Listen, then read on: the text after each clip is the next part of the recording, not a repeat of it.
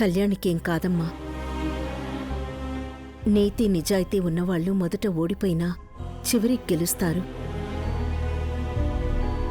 ఎప్పటికైనా ధర్మమే గెలుస్తుంది. ఎక్కడ ధర్మం అనుపుమా? ధర్మం గురించి మాట్లాడితే పురాణాల్లో పుస్తకాల్లో మాత్రమే ఉంది. అదంతా కట్టు కదా అనిపిస్తుంది.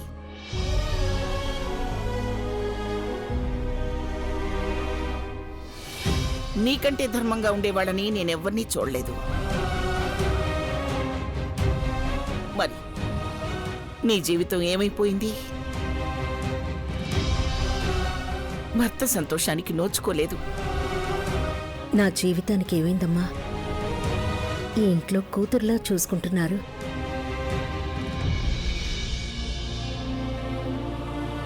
ఆయన కూడా నన్ను నమ్మారు కాబట్టే తన కూతుర్ని నా చేతిలో పెట్టారు.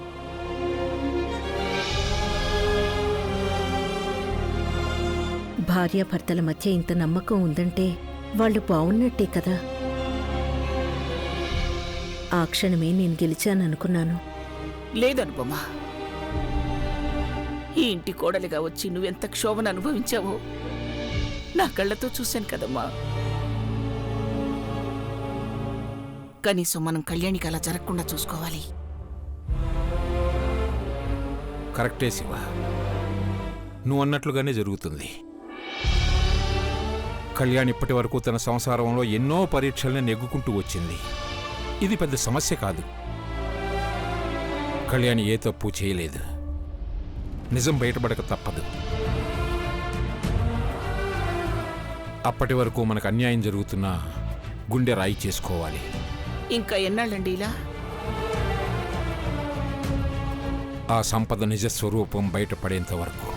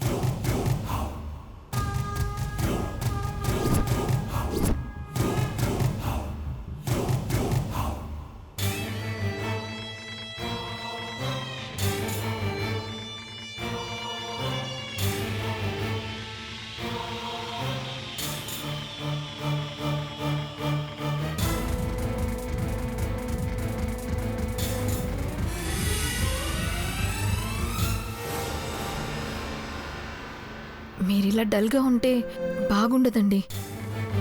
జరిగిందేదో జరిగిపోయింది, వదిలేయండి, సరేనా? రేపటితో మీ లైఫ్లో చీకటిపోయి వెలుగొస్తుందనే నమ్మకం నాకుంది శౌర్య. Good night.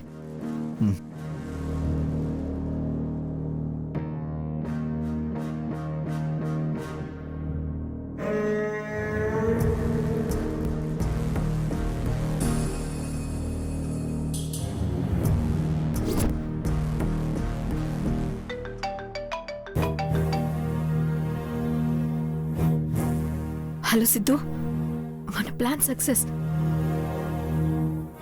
రేపు కళ్యాణి ఇంటి నుండి బయటకు వెళ్తుంది.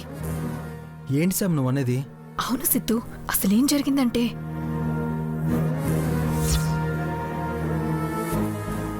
క్షమించడు.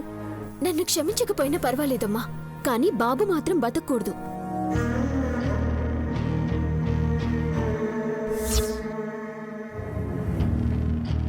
నేనైతే ఈ ఇంట్లో ఉండనివ్వను. కళ్యాణి ఇంట్లో ఉండడానికి వీలు లేదు. రేపు ఉదయం ఈ ఇంట్లో ఉండబోయేది నువ్వో నేను. నువ్వే తెలుసుకో. Super Sam. సో రేపు నువ్వు దాన్ని ఎలాగైనా చంపేసే, మిస్ అవ్వకూడదు. అర్థమైందా? మిస్ అవ్వనివ్వను శామ్. రేపే దానికి ఆఖరి రోజు. ఓకే సిద్ధు. Bye Sam.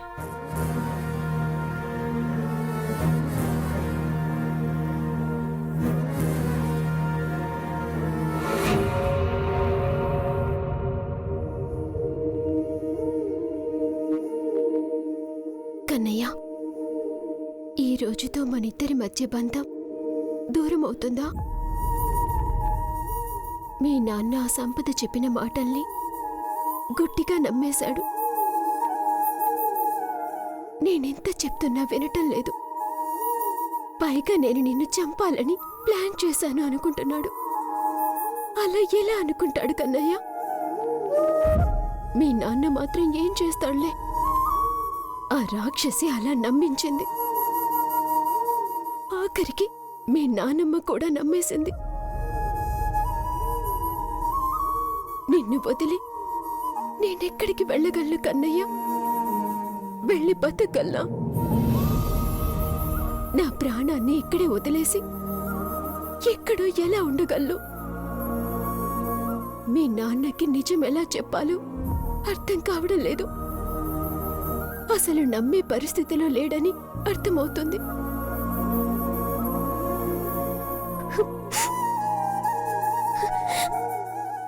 నీతో గడిపిన ప్రతి క్షణం నేనెంత ఆనందంగా ఉంటానో నాకు తెలుసు. నాకు నువ్వెంత ఇష్టమో ఆఫీసర్ అన్నా అంతే ఇష్టం.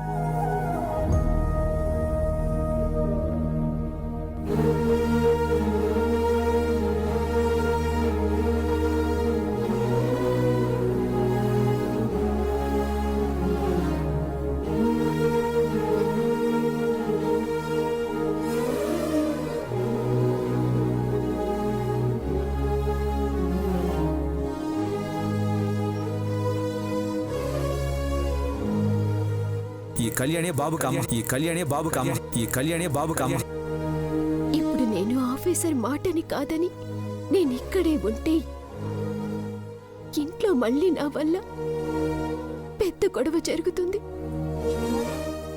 మళ్ళీ ఇంటి మధ్యలోకి గోడలొస్తాయి. అది నాకిష్టం లేదు. అందుకే ఉదయాన్నే నేను వెళ్ళిపోతాను.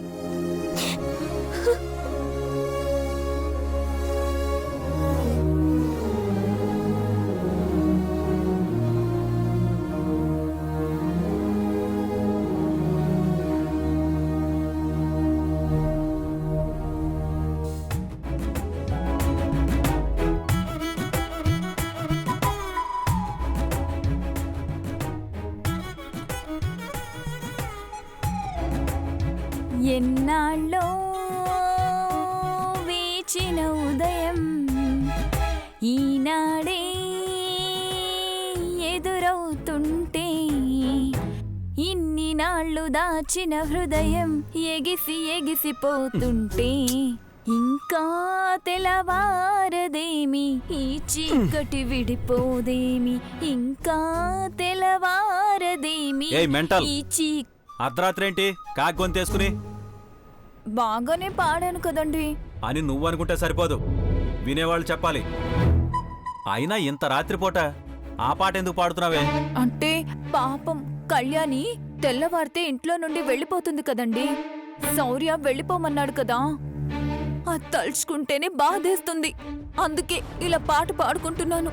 పాపం అంటూ బాధతో పాడుతున్నట్లేదు ఇది. నువ్వు నల్లిలా ఉంటూ ఒకరికొకరు గొడవలు పెట్టి వాళ్ళు తిట్టుకుంటూ తన్నుకుంటూ ఉంటే చూస్తూ ఆనందించే రకానివి నువ్వు. ఏ నొప్పి? నా నెత్తిన దరిద్రం తాండవం చేస్తున్నప్పుడు నిన్ను పెళ్లి చేసుకున్నాననుకుంటా. మీరు ప్రతిదాన్ని తెచ్చి నాకే ముడివేస్తారేంటండి? అయినా ఆ కళ్యాణి తప్పు చేసింది, శౌర్య పనిష్మెంట్ ఇచ్చాడు. తప్పు చేసిన ఆ కళ్యాణిని వదిలేసి నన్నంటారేంటి? కళ్యాణ్ ఎప్పుడు తప్పు చేయదు. అనుపమ మీద నాకు ఎంత నమ్మకం ఉందో కళ్యాణి మీద కూడా అంతే నమ్మకం ఉంది. ఈ ఇంట్లో ఏ అనర్థం జరిగినా, ఎవరు బాధపడినా దానికి మూలం నీ తమ్ముడే. ఆ యదవ వల్లే ఈ ఇంట్లో ఈ రోజు ఈ పరిస్థితి. ఇప్పటి వరకు నేను అయిపోయాను, ఇక నా తమ్ముడి మీద పడ్డారా? కర్మ కర్మ. నా మీద మీకు ప్రేమ పూర్తిగా పోయింది. నేను మీకు బోర్ కొట్టేశాను కదా, అర్థం అవుతుంది. అర్థమైంది. తెల్లారేదాకా నీ నాశ ఇలాగే ఉంటుంది. నేనెళ్ళి బయట పడుకుంటాను. అయ్యో ఏండి, చిచ్చి ఏండి, అయ్యో ఏండి, అయ్యో పీడ పోయింది. ఇంకా తెలవారదేమి, ఈ చీకటి విడిపోదేమి. ఇంకా తెలవారదేమి, ఈ చీకటి విడిపోదేమి.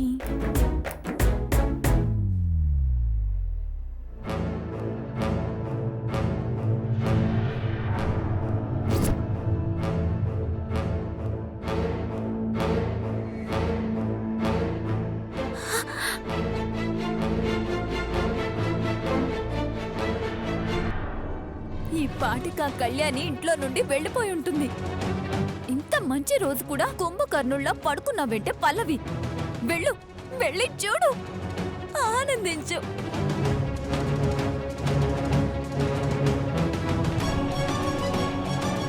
కళ్యాణి,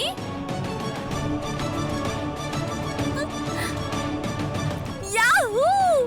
ఆ కళ్యాణి ఇంట్లో నుంచి వెళ్ళిపోయింది.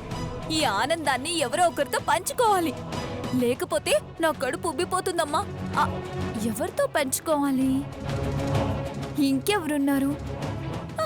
ఆ సంపద రాక్షసి, దానికే చెప్తాను.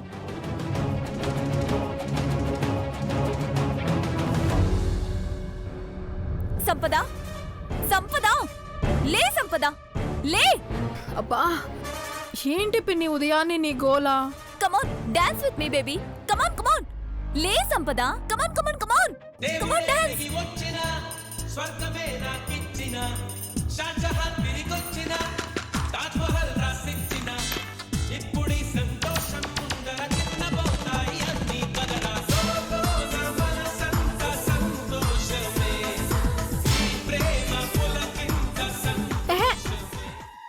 ఏంటి ఉదయాన్నే నీ కాగ్గోలా? ఏంటి, నా ఆనంద హేళి నీకు కాకి గోలలా ఉందా? ఏంటో చెప్పు పిన్ని. నీ సవతి ఇంట్లో నుండి వెళ్ళిపోయిందా? నిజమా పిన్ని? ప్రామిస్? ఒట్టేసి ఒక మాట, వేయకుండా ఒక మాట చెప్పది పల్లవి. ఎంత శుభవార్త చెప్పావు పిన్ని. నీకోసం ఈరోజు నేను పాయసం చేస్తాను. ముందు నేను తులసి కోటకు పూజ చేస్తాను. డన్. నేను ఫ్రెష్ అయ్యి వస్తాను. దేవుడే దిగి వచ్చినా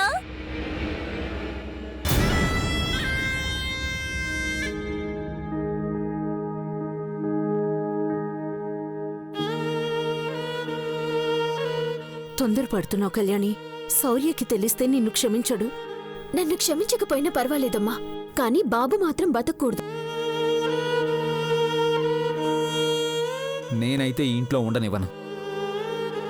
కళ్యాణి ఈ ఇంట్లో ఉండడానికి వీలు లేదు.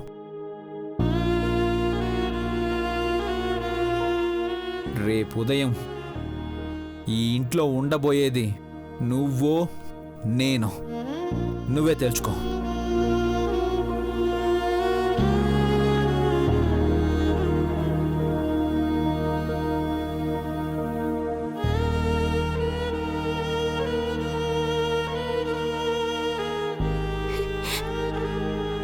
నిన్న కుంకుమ భరణి చేజార్చుకున్నానని అపశకనమనంటే ఏదో చిన్న సమస్య వస్తుందేమో అనుకున్నానమ్మా. కానీ నా జీవితమే సమస్యల వలయంలో చిక్కుకుపోతుందని, నా భర్తకి నేను దూరం అయిపోతానని కల్లో కూడా అనుకోలేదమ్మా. ఎవరో చేసిన పనికి నాకు ఇంత పెద్ద శిక్ష వేశావేంటమ్మా?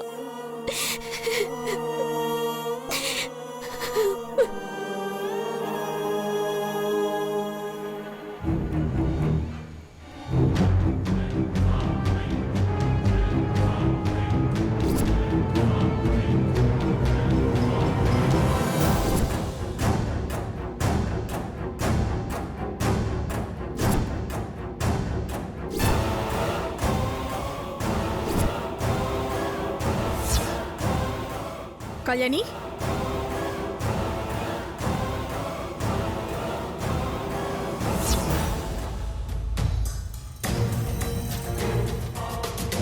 నువ్వు లోపలెక్కడ కనిపించకపోతే తెల్లారేసరికి పెట్టాబెడా సర్దుకుని పారిపోయి ఉంటావనుకున్నాను. ఎందుకంటే శౌర్య నీ మొహం చూడ్డానికి కూడా ఇష్టం లేదని గెట్అవుట్ అని వార్నింగ్ ఇచ్చాడు కదా.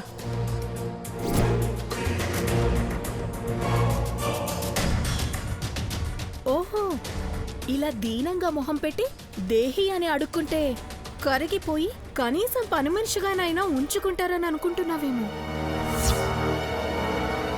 ఆహా, శౌర్య ఏ విషయంలోనైనా కరిగిపోతాడేమో కానీ కన్నయ్య విషయంలో కాదు, అస్సలు కరిగిపోయేది లేదు. కన్నబిడ్డ ప్రాణాలు తీయాలని చూసినా నీలాంటి దాన్ని ఏ తండ్రి క్షమించడు కదా. సంపద, ఇది చాలా అన్యాయం సంపద. అసలు నువ్వు చేసింది చాలా పెద్ద తప్పు. కన్న బిడ్డ ప్రాణాలతో చెలగాటమాడావు, నన్ను ఇరికించావు. పొరపాటున కన్నయ్య ఒక్క ముద్ద తినుంటే ఎంత రాక్షసంగా ఏ తల్లి ప్రవర్తించదు. నాకు తెలుసు, ఖచ్చితంగా బాబుకు తీసిపెట్టిన అన్నంలో విషం నువ్వే కలిపి ఆఫీసర్ దృష్టిలో నన్ను విలన్ని చేశావు. పాపిష్టిదానా, నిన్న దేవుడు కూడా క్షమించడు. ఛా, నా దేవుడు శౌర్య, నీ దేవుడు కూడా శౌర్యే. నన్ను ఎప్పుడో క్షమించి ఇంటికి తీసుకువస్తే నువ్వు నన్ను ఎప్పుడు గెంటేద్దామా అని చూసావు. ఇప్పుడేమైంది? మొత్తం నీ మెడకే చుట్టుకుంది కదా. ఒక శౌర్యకే కాదు, మీ వాళ్ళందరికీ దూరం చేసి నిన్ను ఒంటరిదాన్ని చేశాను. నేను బయటకు వెళ్ళి నరకం అనుభవించాను. నీ వల్ల నేను ప్రాణాలు అరచేతుల్లో పెట్టుకుని నానా రకాల వేషాలు వేసుకుంటూ పిచ్చిదాన్లా తిరిగాను. కట్టిక దరిద్రం అనుభవించాను. నువ్వు అంతకంటే ఎక్కువ అనుభవించాలి. అప్పుడు ఇప్పుడు ఎప్పుడు ఇది నా ఇల్లు. నేను దర్జాగా కాలు మీద కాలు వేసుకుని బ్రతికేస్తాను. ఇప్పుడు శౌర్య నా చేతిలో కీలుబొమ్మైపోయాడు. నిన్ను తెల్లారేసరికి కంటికి కనపడకుండా దూరంగా వెళ్ళిపోమన్నాడు. వెళ్ళిపో చెల్లి, నీ కాలం చెల్లిపోయింది, వెళ్ళిపో. శౌర్యని పిలవమంటావా? సంపద, ప్లీజ్, నా ఫ్యామిలీని వదిలేసి నేను బతకలేను. దయచేసి అర్థం చేసుకో. మా అమ్మ, నాన్నమ్మ, తాతయ్య తెల్లవార్లు ఏడుస్తూ ఉన్నారు. ఇంతమందిని బాధ పెట్టి నువ్వు హ్యాపీగా ఉంటావా? బిన్ దాస్గా ఉంటా. అయినా నీతో నాకు మాటలేంటి? శౌర్య నిన్ను మెడ పట్టుకుని బయటకు గెంటేసేసి నేను చూడనేమో అనుకున్నాను. నువ్వే నాకు ఆ దృశ్యాన్ని చూసే అదృష్టాన్ని కలిగించావు. శౌర్య, శౌర్య, సంపద, శౌర్య, సంపద, శౌర్య, శౌర్య, శౌర్య, శౌర్య. ఏమైంది సంపద? కళ్యాణి.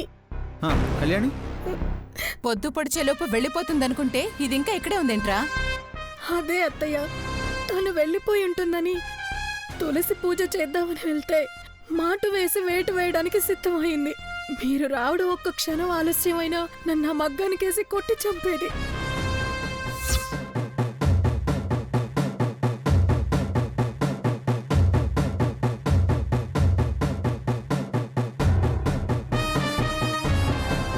ఆఫీసర్, నేనేమనలేదు.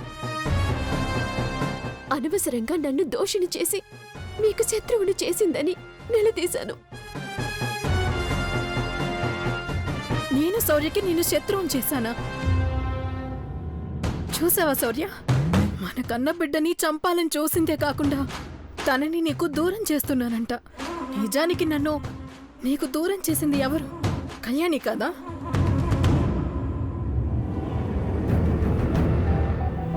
ఇప్పుడు కొత్త నాటకం ఆడుతుంది. సంపద, నా మనవరాలే తప్పు చేయదు. తను చిన్న పొరపాటు చేసినా నిజాయితీగా ఒప్పుకుంటుంది.